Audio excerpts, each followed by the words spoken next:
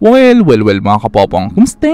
Well, bago natin simulan ang video na ito mayroon muna akong interesting current summary na mga nangyayari ngayon sa Itbulaga, ha? Napansin niyo ba na sa ilang araw o linggong mga challenges na pinagdadaanan ngayon ng original Itbulaga members o nitong mga tinatawag na mga original Dabarkads, pero ang ending naman pala mas napapaganda o mapapaganda pa ngayon ang buhay ng mga original Itbulaga members. Well, actually ganito kasi yan. Simula kasi noong mauso ang social media ay totoong malaking porsyento ng mga Filipino hindi na talaga masyado nanonood ng TV. Well, syempre ang isa na nga sa mga apektado nito na hindi talaga natin mapagkakaila walang iba kundi itong Itbulaga mismo. Yes, mga kapopong, kung pagbabasihan syempre natin ang TV audience ng Itbulaga 10 years o 20 years ago ay totoong malaki ang difference ito sa pangkasalukuyang TV audience ng original Itbulaga bago pa man ito nagkaroon ng issue sa Tape Incorporated. Pero ito naman ang super good news mga kapopong, at please makinig ka mabuti, ha? Dahil ang ikakagulat nyo naman ngayon at dahil rin sa issue at challenges ngayon ng TVJ at ng mga kasamahan nito ay actually hindi pa nga ipinapalabas ang show ng TVJ sa TV5. Kapansin-pansin naman ngayon sa social media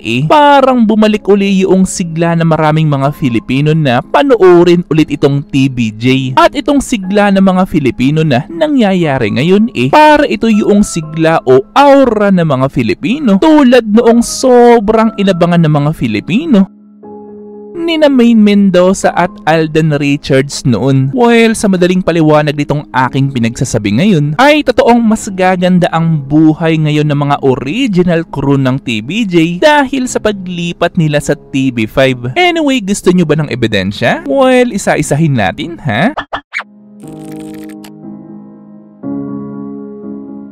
Well, actually kahapon kasi biglang nag-live itong si Maine Mendoza gamit ang page ng TVJ, which is dito nga sa ginawa niya na ito actually hindi lang ito isang teaser kundi pagpapakita o pagpaparamdam rin sa mga Filipino na yung show nila na posibleng omere sa first week ng July totoong ongoing na talaga ang preparation. Yes mga kapopong, at ang isa na nga sa mga evidences nito walang iba kundi itong photoshoot na ginagawa ngayon ng mga crew at mga host ng Itbulagang original, na ang mas matindi pa dito ay ang studio pala na ipapagamit sa original Itbulaga ang dalawa pala sa pinakamalalaking studios meron ang TV5 ni MVP, na malay natin na baka ang maging final design pa nga nito isang mala futuristic o modern type of studio na malayo doon sa disenyo ng studio nila sa GMA dati, na dito mo talaga malalaman na totoong gagastusan talaga o paglalaanan talaga ng pera ni MVP itong paglipat sa kanila ng TVJ. Anyway, ang mas matindi pa dito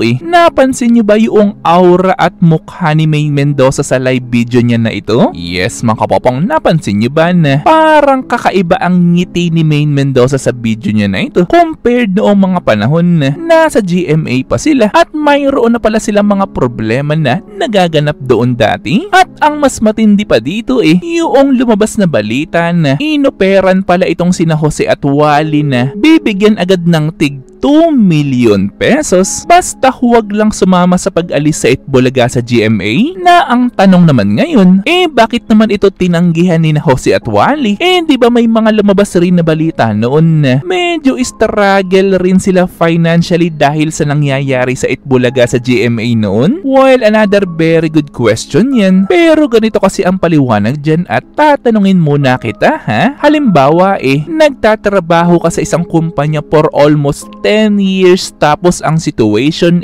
isang araw ay nabalitaan mo na wala na palang ipapasweldo o kulang na pala ang sweldohin o magiging delayed na pala ang magiging sahod mo. Well, ano ang gagawin mo sa situation na yan? Well, syempre ang posibleng unang pumasok agad sa inyong mga isipan syempre magre-resign ka na lang o aalis ka na lang syempre sa trabaho mo, di ba? Na actually yung situation na yan parang medyo ganito yung naging situation ni na Jose at Wally. Pero ano ang ginawa nila? Umalis ba sila ng Itbulaga kahit mayroon na pala silang financially na pinagdadaanan doon? Well, hindi sila umalis, diba? Well, daw sabihin man natin na ilang members ng legit na Itbulaga ang umalis ng tuluyan, pero still, marami pa rin sa kanila ang hindi umalis dahil na rin siguro na malaki ang tiwala nila sa TVJ. Or in short aalis o magre-resign lang sila sa Itbulaga kung ang mismong TVJ na mismo ang gagawa nito. Well, kaya noong nagpahayag ang TVJ na aalis na sila ng tuluyan sa Tape Incorporated, ay ang ending naman nito